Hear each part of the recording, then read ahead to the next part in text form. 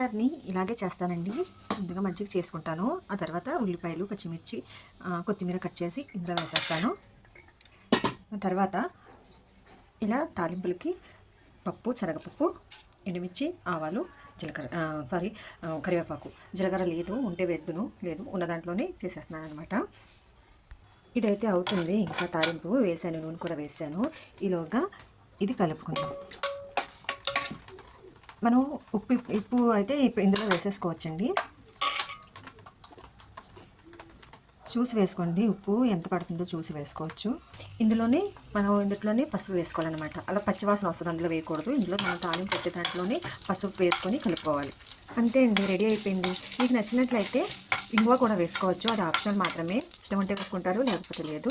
Video కనుక మీకు నచ్చినట్లయితే లైక్ చేసి, షేర్ చేసి, సబ్స్క్రైబ్ చేసుకోండి ప్లీజ్.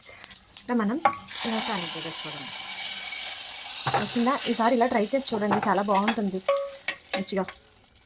చూసారు కదా ఎంత బాగుందో. సబ్స్క్రైబ్ చేసుకోండి ప్లీజ్.